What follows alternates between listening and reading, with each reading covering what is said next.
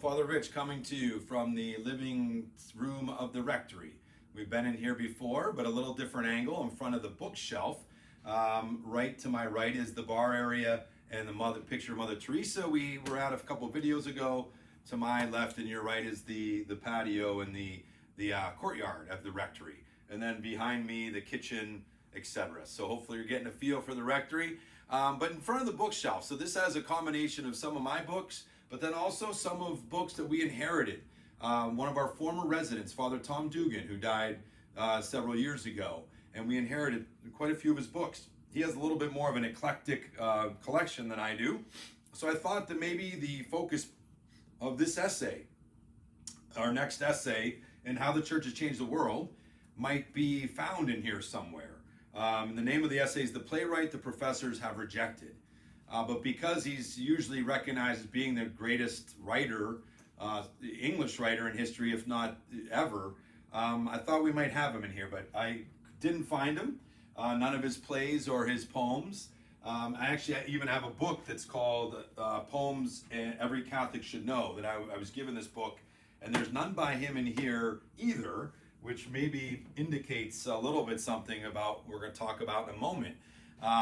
But we referred to him back when we were doing the video on the dramas and how the church really brought the plays and theater to what they gave them their kind of origins, and mentioning his name, William Shakespeare. So this focuses on him.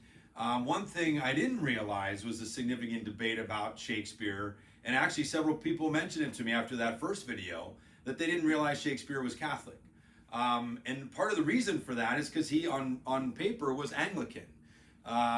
He was with the Church of England, and he lived in that time, late 1500s, early 1600s. And so then you say, well, why do we say he's Catholic? Well, remember that the Roman Catholic Church was underground. So a lot of times you went with what was required of you by the government. He was recorded as being baptized Anglican, even being married in the Anglican Church. But you look at it a little further, you see that in his family, his own father and mother were called recusants, I think they say, people that refused to celebrate or join the Church of England, and took on fines and potential other punishments for that. There's discussion that his daughter was somewhat open Catholic, or at least known to be Catholic. And there's other arguments about later in his life, he bought one of the houses that ended up being found out to be a priest house, where they would hide the priests, et cetera, et cetera. So there's a debate about, who can claim William, but it's an interesting perspective. But nonetheless, he certainly was Christian. And the thing that this article is trying to talk about, and how they say the professors have rejected, is that they're not seeing the fullness of who he was, that the religious theological themes, that he really was a deep theologian, so to speak, in his writings. And they say the essay is suggesting that that's completely overlooked by modern, English professors and people that look at scholarship, that looks at literature and writing over our century, or the centuries of human writing. And so they come up with this last article about that. So they go through 3 of his plays, which kind of have very significant themes. They talk about the essay, the writer is saying that there's a lot of story of the Paschal mystery of redemption coming from original sin and kind of brokenness and failure and sin. So he makes a kind of a great image at the end about what he feels like it to study Shakespeare and not to look at his theological influences and purpose. This is what he says at the end of this essay, which I thought was well said. So how do we teach the works of the greatest author who ever lived?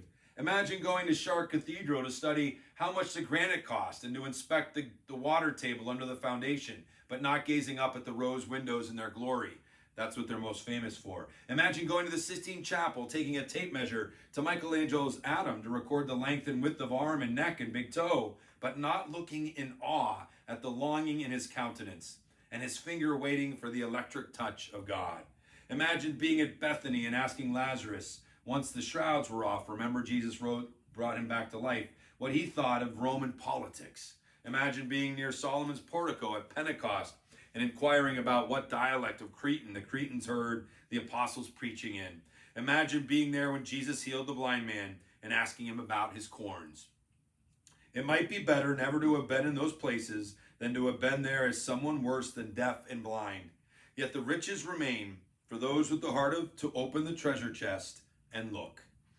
So that's not only the case for the gospel, that the treasure chest is there, and hopefully we have the eyes to see it and the ears to hear it, but also true, I think, a good argument being made about William Shakespeare. This has helped me appreciate him more, and hopefully to see the rich faith and inspiration that came to his writing and made him that greatest writer ever. Thanks for joining me today. God bless.